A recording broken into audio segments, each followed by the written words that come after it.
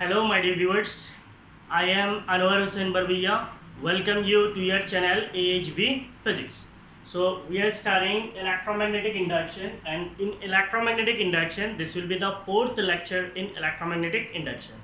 So I hope आप लोगों ने lecture 1, lecture 2 and lecture 3 जो है उन तीनों lectures को आप लोगों ने पढ़ लिया है, ठीक है?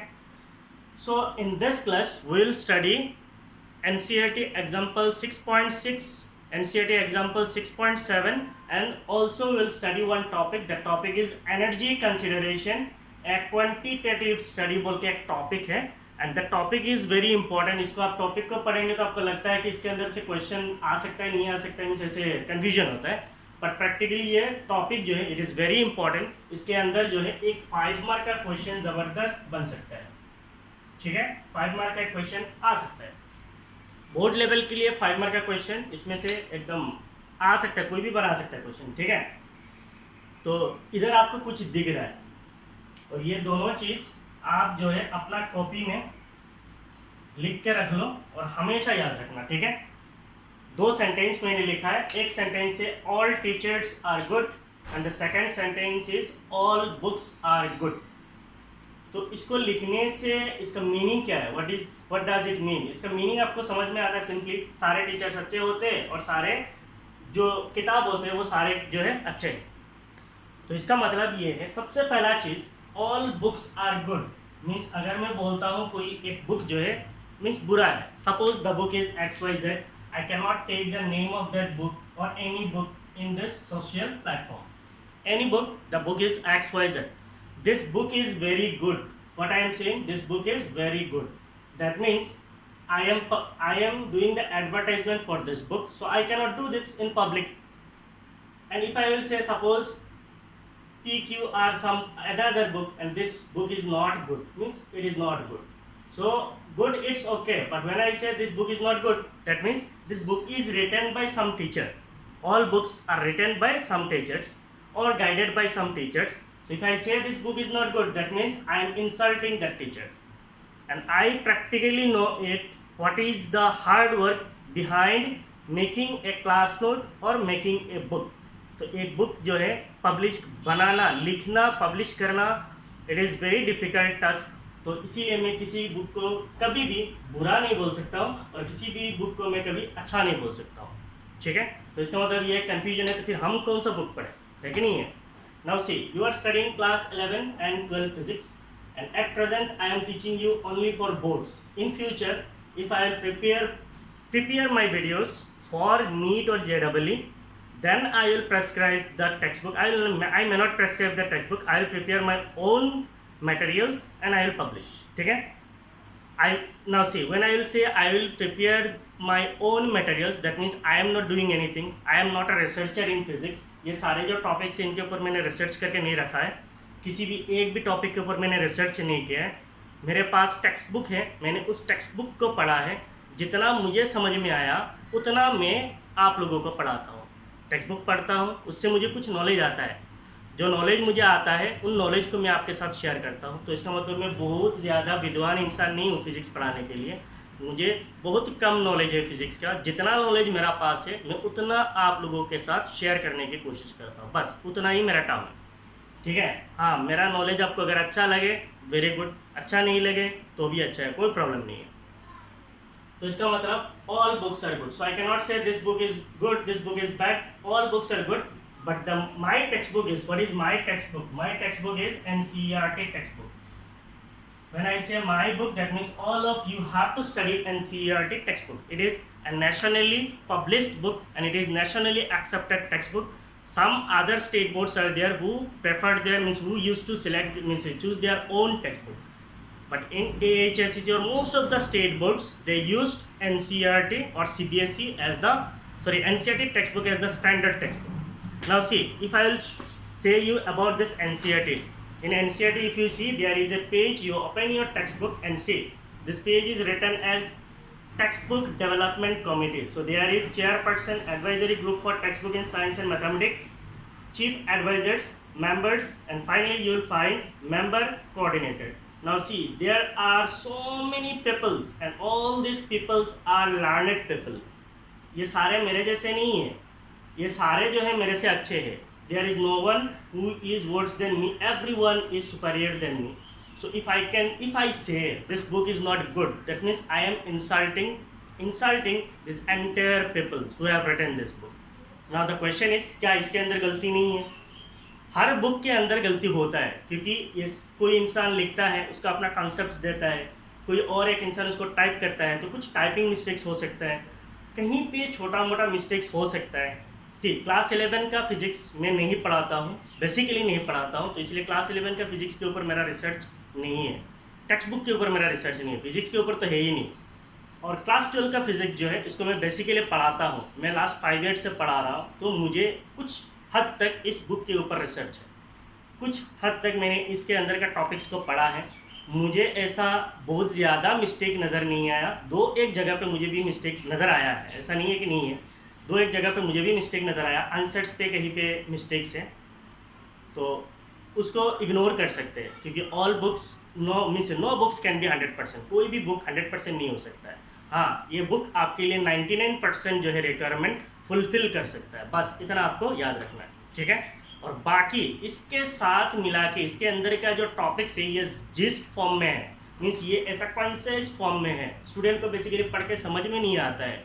तो इसीलिए इस बुक को क्या करते हैं, इस बुक का जो टॉपिक्स है आप उसको टॉपिक को देखिए कि मेरा बुक के अंदर ये टॉपिक है, से मोशनल इलेक्ट्रोमोटिव फोर्स. मैं यहाँ से पढ़ा, मुझे समझ में नहीं आया, आपको समझ में नहीं आया, you take one reference book, any reference book of your choice. हाँ, आप टीचर को पूछ सकते हैं, सर इसके लिए मैं कौन सा रेफरेंस बुक को यूज़ करूँ. हाँ, टीचर को जो बुक अच्छा लगता है वो आपको बोल सकता है ये बुक आप लीजिए, ये बुक से आप पढ़ सकते हैं, क्योंकि टीचर खुद उसको पढ़ा हुआ है, तो आपको बोल देगा, आप उसको पढ़ेंगे, आपको अच्छा लगेगा. तो वो टॉपिक्स क्लियर हो गया. फिर आप इसमें रीडिंग मार के देखिए, कोई इन्फॉर्मेशन तो यहाँ से छूटा नहीं है. सी ये सारा इन्फॉर्मेशन आपको काम आएगा. एक बार रीडिंग मार के देखना, इसके अंदर कोई इन्फॉर्मेशन छूटा तो नहीं है. अगर लगता है कि आपको कुछ इन्फॉर्मेशन छूट गया टेक्स्ट बुक से, क्योंकि क्वेश्चन पेपर बनाने के टाइम पे टेक्स्ट बुक ही यूज़ होता है, कोई और बुक को रेफर नहीं किया जाता है, टेक्स्ट बुक को रेफर किया जाता है. तो इसीलिए आप एक बार रीडिंग मार के देख लेना, इसके अंदर कुछ इन्फॉर्मेशन अगर छूट गया, उन इन्फॉर्मेशन को आप नोट डाउन कर लेना अपना बुक में, और आपका रेफरेंस बुक पढ़िए, कोई प्रॉब्लम नहीं है. अगर कोई टीचर आपको नोट्स देता है तो उस नोट्स को भी आप पढ़िए, ये आपके ऊपर डिपेंड करता है, ठीक है. हो गया रिगार्डिंग टेक्स्ट बुक. नेक्स्ट आता हूँ मैं आप लोगों का ऑल टीचर्स आर गुड. इस बात पे इस दुनिया में जितने भी टीचर्स होते हैं वो सारे अच्छे हैं, ऐसे कोई भी टीचर नहीं है इस दुनिया में जो बुरा है, क्योंकि टीचर वही होता है, टीचर हमेशा अच्छा ही होता है, टीचर कभी बुरा हो ही नहीं सकता है, ठीक है.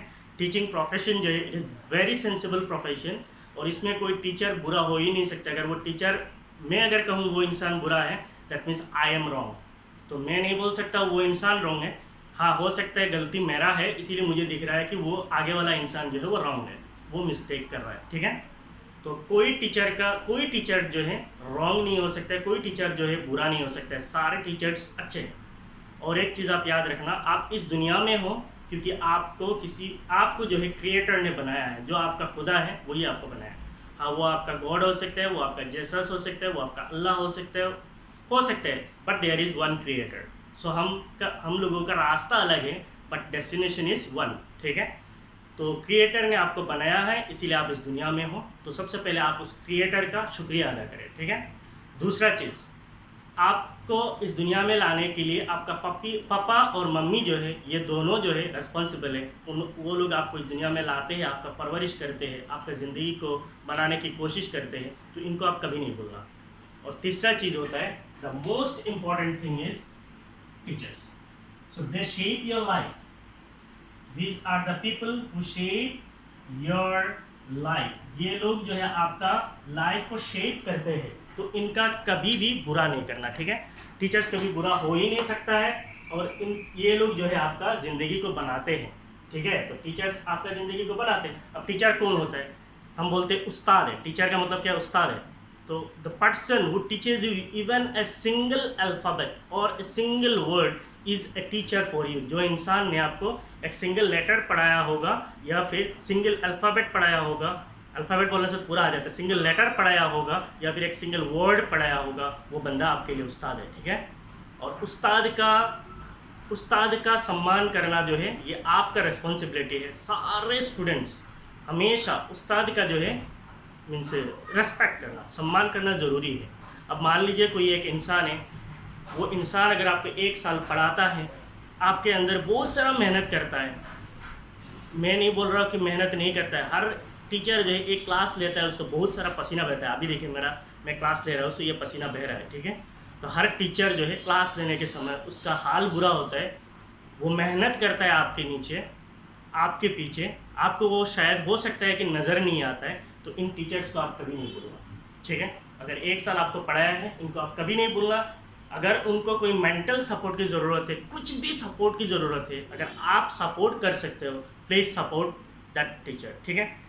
मैं किसी का भी नाम नहीं ले रहा हूँ, कुछ भी नहीं ले रहा हूँ। अगर आपको लगता है कि आपका टीचर्स का मेंटल सपोर्ट की ज़रूरत है, आप उनको सपोर्ट कीजिए। मेरी तरफ से फुल कोऑपरेशन है। इस दुनिया में जो भी टीचर है, अगर आपका टीचर है तो आप उनको सपोर्ट कीजिए, ठीक है। तो अभी आ जाते हैं हमारा टॉपिक्स में। हमेशा याद रखना, मैंने कुछ आपको इन्फॉर्मेशन दिया है, दो ऐसे वीडियोस में मैंने आप लोगों को बोला है, बात नहीं करता हूँ, और मैंने आज इम्पॉर्टेंट कुछ चीज़ आपको बोला है। अगर आपको पसंद लगे अच्छी बात है, नहीं पसंद आया तो भी कोई प्रॉब्लम नहीं है। अभी हम लोग अपना टेक्स्ट बुक को पढ़ते हैं, ठीक है।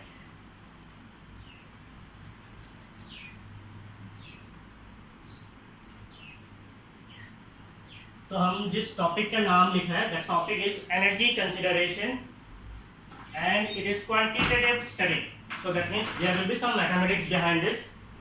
So हम लोगों ने ये जो आपको सामने एक फिगर दिख रहा है, बहुत सुंदर फिगर है, और ये फिगर आप लोगों को मीन्स आप लोगों ने देखा हुआ है। कहाँ पे देखा है इस फिगर को? आप लोगों ने देखा है मोशनल इलेक्ट्रोमोटिव फोर्स का टॉपिक में, है कि नहीं। So in motional electromotive force we have studied that we have a rectangular conductor, so this is the rectangular conductor. In this rectangular conducting loop, the arm PQ is free to move. arm PQ जो है वो move कर सकता है, और यहाँ पे जो है इस arm PQ का जो velocity है, the velocity of this arm PQ is towards left, and there is an induced current in the loop. The induced current in the loop is in anti-clockwise direction. So the direction of induced current is in anti-clockwise. ये जो induced current का direction है ये anti clockwise क्यों है, इसके ऊपर से अगर आप मुझे पूछेंगे इसका डायरेक्शन एंटी क्लॉकवाइज नहीं होना चाहिए, according to Fleming's right hand rule नहीं होना चाहिए। नाउ जस्ट इमेजिन, अगर मैं बोलता हूँ right hand rule, so this is the magnetic field, so the magnetic field is inward, so this is magnetic field. The velocity of conductor और the motion of conductor, so this is the motion of conductor. So what will be the, sorry, this is the magnetic field, this is the motion of conductor. So what will be the induced current? The induced current must be in the downward direction. अब मुझे लग रहा है induced current का direction किधर होना चाहिए? The induced current must be in the downward direction. Now see, मैं इस चीज़ को गलत नहीं बोल सकता, क्योंकि अगर मैं इस चीज़ को गलत बोलूँगा दैट मीन्स वो सारे मेंबर्स को मैं गलत बोल रहा हूँ कि जिन्होंने इस बुक को लिखा है, तो मैं गलत तो नहीं बोल सकता हूँ। हाँ, मुझे ऐसा लग रहा है नीचे जाना चाहिए। अब दूसरा चीज़, अगर मैं लेफ्ट हैंड की बात करूं, सो this is magnetic field, father mother child, so this is magnetic field, this is force, and this will be the induced current. तो इसका मतलब this is magnetic field, this is the force. So force किधर लगेगा? मान लीजिए force इधर लग रहा है, तो मोशन इधर है तो फोर्स इधर लग रहा है, तो इंड्यूस्ड करंट कैसे होना चाहिए? ऐसे होना चाहिए। अब मुझे लग रहा है कि अच्छा चलो ये लेफ्ट हैंड रूल जो है ये करेक्ट है। नाउ एक्चुअल जो चीज़ है यहाँ पे इस डायरेक्शन को एज्यूम करने के लिए एक चीज़ तो मुझे लगता है ये है, दूसरा चीज़ ये हो सकता है कि इन लोगों ने जो बेसिक चीज लगाया दैट इज लेंज लॉ। उन्होंने क्या लगाया? लेंज लॉ को यहाँ पे डिस्क्राइब किया। What was Lenz law? Lenz law ये बोलता है कि अगर किसी एक कॉइल या लूप में मैग्नेटिक फ्लक्स चेंज होता है तो उस मैग्नेटिक इंड्यूस्ड करंट जो होता है वो उस मैग्नेटिक फ्लक्स चेंज को क्या करता है? अपोज करता है। तो जैसे मान लीजिए यहाँ पे कोई एक कंडक्टिंग लूप है, इसके पास में कोई एक मैग्नेट है, say this is magnet, this is north pole, this is south pole, तो इससे क्या आता है? मैग्नेटिक फील्ड्स आता है। So this are the magnetic fields. इसके अंदर करंट कैसे आता है? ये डिपेंड करता है कि ऑब्जर्वर का पोजीशन किधर है। मान लीजिए ऑब्जर्वर इधर है, एज्यूम किया जाता है कि ऑब्जर्वर जो है इधर है, तो ऑब्जर्वर किधर है? मैं इधर हूँ, तो मुझे कैसे नजर आएगा? इधर से मैग्नेटिक फ्लक्स जा रहा है, तो ये मैग्नेट का मैग्नेटिक फ्लक्स किधर जा रहा है? इधर जा रहा है। इसके अंदर करंट कैसा होगा? इसके अंदर करंट कुछ इस डायरेक्शन में होगा ताकि इस फ्लक्स को ये अपोज करे। तो कैसे अपोज कर सकता है? मेन फ्लक्स किधर है? इधर है, तो इसके अंदर करंट कैसा होना चाहिए? ऐसे होना चाहिए। करंट अगर ऐसे होगा तो ये फ्लक्स कैसे बनाएगा? ऐसे। तो ये इसके अंदर करंट का डायरेक्शन अब मुझे कैसा नजर आएगा? Anti clockwise. तो हम लोग बोलते हैं the current is anti clockwise. लेकिन हमेशा याद रखना ये एंटी क्लॉकवाइज और क्लॉकवाइज जो डिपेंड करता है पोजीशन ऑफ ऑब्जर्वर पे। ऑब्जर्वर अगर मैग्नेट के साइड पे तो उस पर नजर आएगा एंटी क्लॉक, तो ये एंटी क्लॉक हो गया, तो करंट कैसे जा रहा है, ऐसे। मैग्नेटिक फ्लक्स कैसे बनेगा, ऐसे। तो ये जो मैग्नेटिक फ्लक्स बनेगा, ये मैग्नेटिक फ्लक्स जो है मेन फ्लक्स को क्या करेगा, अपोज करेगा। This flux, the magnetic flux that will be induced due to the eddy current, due to the induced current will oppose the main flux. ठीक है, अब इस चीज को आप यहाँ पे लगाइए। अब मैं अगर बोलता हूँ क्रॉस्ड मैग्नेटिक फील्ड, इसका मतलब there is a uniform magnetic field across the whole loop. इस लूप के ऊपर एक यूनिफॉर्म मैग्नेटिक फील्ड लूप जो है एक्ट कर रहा है, और ये यूनिफॉर्म मैग्नेटिक फील्ड का डायरेक्शन क्या है, uniform magnetic field is crossed. इसका मतलब uniform magnetic field is inward. Uniform magnetic field किधर जा रहा है, अंदर की तरफ जा रहा है, तो ये यूनिफॉर्म मैग्नेटिक फील्ड है। This uniform magnetic field is inside, so it is entering into the plane of the loop. Plane of loop कैसा है, ऐसा है। magnetic field is entering into the plane of loop. now question ये है, अगर इसके अंदर induced current का डायरेक्शन clockwise हो, induced current का डायरेक्शन अगर ऐसा clockwise होता है, तो induced current का जो फ्लक्स होगा वो कौन सा डायरेक्शन में जाएगा, clockwise फ्लक्स उस डायरेक्शन में बनेगा। इसका मतलब जिस फ्लक्स इसको बना रहा है induced current को, वो क्या करेगा, वो क्या करेगा, सपोर्ट करेगा।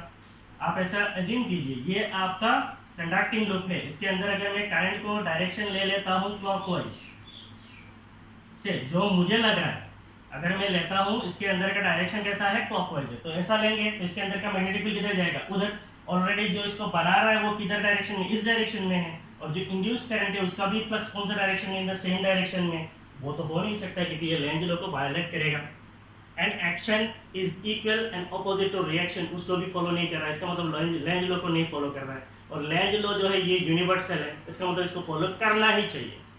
तो इसका मतलब इसके अंदर का करंट का डायरेक्शन कैसा होना चाहिए। हाँ, मुझे लग सकता है क्लॉकवाइज है, ये मेरा ओपिनियन था, लेकिन आज मैं जब इसको स्टडी किया, मुझे जब लगा ये मुझे क्यों ऐसा लगता है, अब मुझे ऐसा लगा कि मैं रॉन्ग हूँ, क्योंकि मैं एक इंसान हूँ और मैं रॉन्ग हो सकता हूँ, क्योंकि मैं इन चीज़ों के ऊपर रिसर्च नहीं किया हुआ है, तो इसका मतलब मैं मिस्टेक कर सकता हूँ।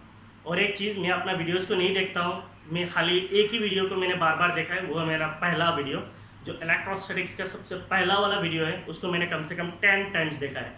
ठीक है, तो उससे मुझे अच्छा लगता है उसको देखने में। मुझे लगता है कि जब देखता हूँ मुझे लगता है मैं एक लल्लू जैसा बिहेव कर रहा था कैमरा के सामने, तो मुझे अच्छा लगता है उस वीडियो को देखने में। और बाकी एक भी वीडियो मैंने आज तक नहीं देखा है। हाँ, कभी कभी क्या करता हूँ, कोई फ़ोटो अगर सिलेक्ट करना होता है, वीडियो को मैं से ब्राउज करके एक फ़ोटो सिलेक्ट करता हूँ, उसको पेस्ट कर देता हूँ, ताकि कभी कभी ऐसा होता है यूट्यूब से जो फ़ोटो प्रोसेस करके देता है, कभी ऐसा करके दे देता है, तो बहुत बुरा लगता है देख के, तो उसको प्रोसेस करके जस्ट एक फ़ोटो लेके बस दे देता हूँ, बस इतना ही करता हूँ, और बाकी कुछ नहीं करता। मैं अपना वीडियोज़ को नहीं देखता हूँ। ठीक है, तो मैं मिस्टेक कर सकता हूँ। मेरा वीडियो ऐसा नहीं है कि मैंने अभी मान लीजिए 103 वीडियोस बनाए और उसमें मिस्टेक नहीं है, बिल्कुल नहीं हो सकता है। और अगर मैं ऐसा क्लेम करता हूँ, then I am the worst person और I am the worst teacher in this universe. ठीक है, मैं मिस्टेक कर सकता हूँ, I may be right up to 98%, लेकिन 2% तो भी गलती हो सकता है, होगा। हाँ, मुझे नज़र नहीं आ सकता है, अगर मैं वीडियोस को देखूंगा तो शायद मुझे कुछ नज़र आ सकता है, लेकिन अगर मैं वीडियोस नहीं देख रहा हूँ तो मुझे नज़र नहीं आएगा। जो इंसान, अगर कोई इंसान मुझे देख रहा है, कोई स्टूडेंट मुझे देख रहा है, कोई टीचर मुझे देख रहा है, वो इस चीज़ को नोटिस कर सकता है, क्योंकि वो मुझे देख रहा है, फॉलो कर रहा है, नोटिस कर सकता है। मिस्टेक हो सकता है, हर इंसान से मिस्टेक होता है, तो मैं क्या हूँ, मैं थोड़ा मीन्स दुनिया से अलग हूँ क्या, मैं भी एक टीचर हूँ, मैं भी एक इंसान हूँ, मेरे से मिस्टेक हो सकता है। इधर करंट का डायरेक्शन अभी इसका डायरेक्शन कैसा दिया है, ऐसा दिया है। इसका मतलब इंड्यूस्ड करंट का डायरेक्शन अगर ऐसा है, तो इंड्यूस्ड करंट का डायरेक्शन ऐसा है, तो इंड्यूस्ड का जो मैग्नेटिक फ्लक्स कैसा होगा, ऐसा। अब मेन फ्लक्स कैसा है, ऐसा है, तो इंड्यूस्ड फ्लक्स कैसा बना, ऐसा। अब इंड्यूस्ड फ्लक्स और मेन फ्लक्स एक दूसरे को अपोज कर रहा है, इसका मतलब अभी क्या कर रहा है, लेंज लॉ को फॉलो कर रहा है। तो लेंज लॉ फॉलो करना चाहिए, क्योंकि ये इंड्यूस्ड करंट है, लेंज लॉ फॉलो होना चाहिए, अदरवाइज ये सब बेकार है, सारे एनालिसिस बेकार है। इसीलिए शायद, अब फिर से मैं बोल रहा हूँ, इसीलिए शायद इसका करंट का डायरेक्शन एंटी क्लॉक है। अभी मैं बोल रहा हूँ शायद, क्योंकि ये 99% हो सकता है मैं करेक्ट हूँ, लेकिन 1% अभी भी मिस्टेक हो सकता है। मैंने सुबह थोड़ा इसके ऊपर स्टडी किया, मुझे लग रहा है यही करेक्ट है। ठीक है, सो आप कंफ्यूज नहीं होना, it is anti clockwise direction पे ही है। तो हो गया इस टॉपिक के ऊपर। अभी आते हैं क्वेश्चन पे। ना ये जो क्वेश्चन है, ये क्वेश्चन आपको पूछ सकता है। मैंने इस क्वेश्चन को बनाने की कोशिश किया है, क्योंकि ऐसे सीधा क्वेश्चन तो नहीं बना सकते, तो कोशिश किया कि ऐसा क्वेश्चन क्या बन सकता है। Figure below shows a rectangular loop P Q R S. तो यहाँ पे एक रेक्टेंगुलर लूप है P Q R S. So this is a rectangular loop in which the arm P Q is moved towards left. यहाँ पे जो arm P Q है ये लेफ्ट साइड में मूव करता है, ये तो हमें पता है, विथ ए यूनिफॉर्म वेलोसिटी, और इसका मोशन का वेलोसिटी कितना है, v है।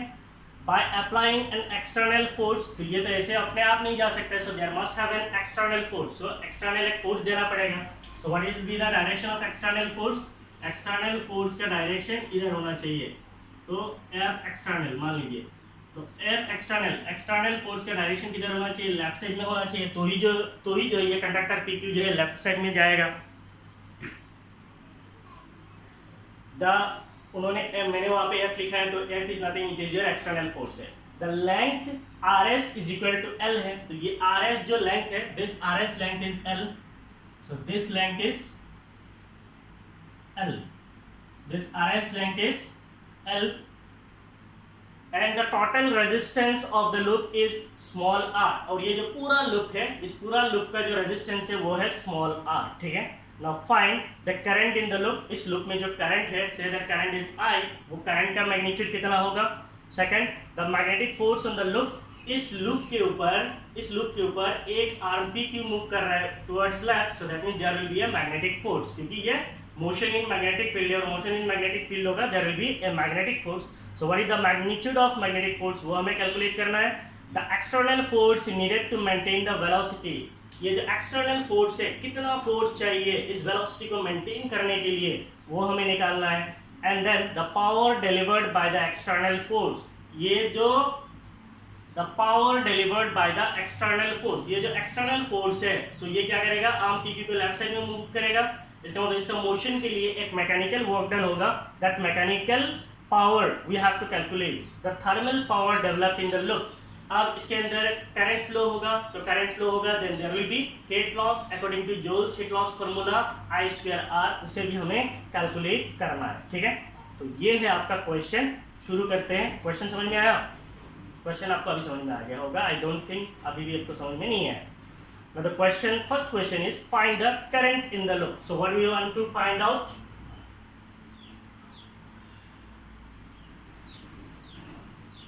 तो ये फिगर, अगर मान लीजिए क्वेश्चन आता है ऐसे फिगर दिया हुआ रहता है, कुछ क्वेश्चन और तरीके से घुमा फिरा के भी बना के भी दे सकता है, लेकिन अब इस क्वेश्चन की तरह अगर हम लोग कंसीडर करेंगे, the resistance of the loop is what? The resistance of the loop is small r. Now resistance of this small resistance of the loop consider करने का टाइम पे ये जो आर्म PQ है, क्या है, आर्म PQ जो है, इसका जो रेजिस्टेंस है, आर्म PQ का जो रेजिस्टेंस है, उस रेजिस्टेंस को स्मॉल r कंसीडर किया गया है, ठीक है।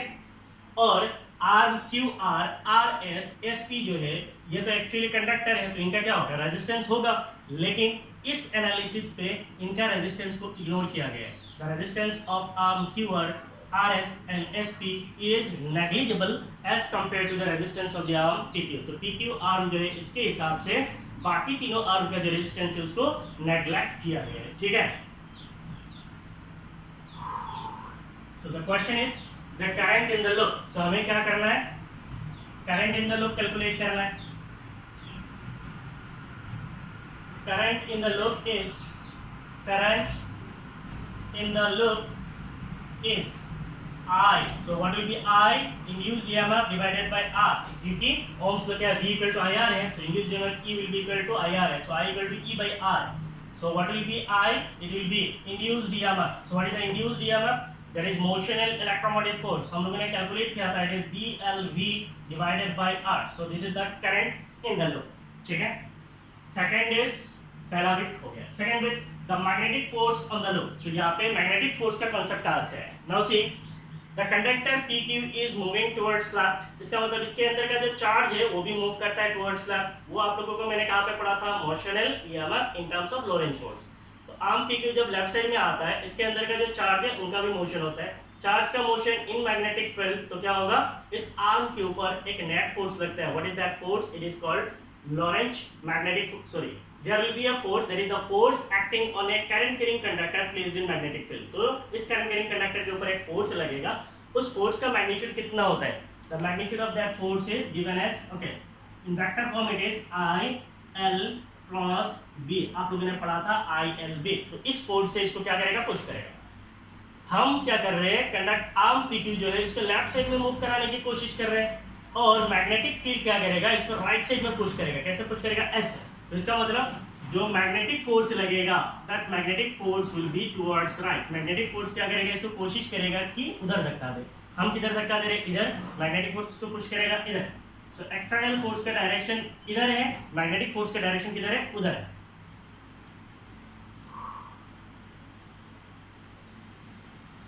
The arm PQ will experience a magnetic force. Magnetic force. What is that magnetic force? It is IL cross B. ILB in a direction opposite to this. In a direction opposite to the velocity of conductor. तो conductor का जो velocity है उसके opposite direction में एक force देगा। The arm PQ will experience a magnetic force. Arm PQ के ऊपर एक फोर्स लगेगा। वो फोर्स कितना लगेगा, IL cross B in a direction opposite to the velocity of conductor. Velocity of conductor इधर है, तो मैग्नेटिक फोर्स किधर लगेगा, उधर। So what is the क्या बोला है, the magnetic force on the loop. So the magnitude of force is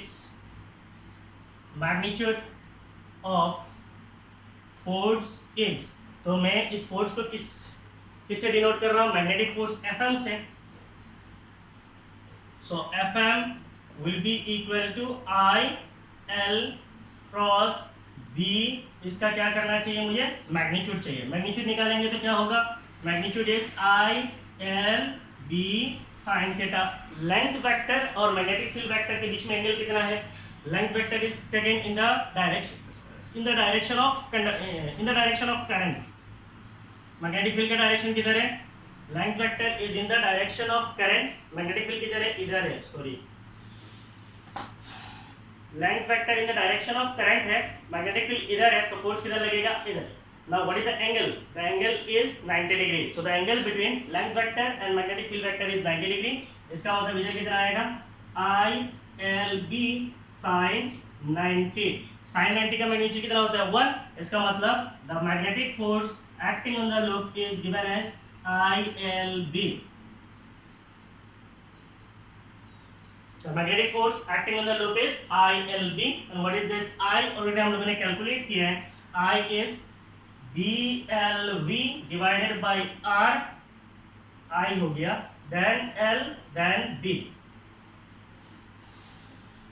IDLV by R, LB। So हमें क्या मिलेगा, we'll get B square L square V divided by R. So this is the magnetic force experienced by the arm PQ। ठीक है, तो आप पहले इसको pose मारिए, यहाँ तक लिखिए। ये क्वेश्चन जबरदस्त है, बहुत बड़ा है, पोज मारिए, लिखिए।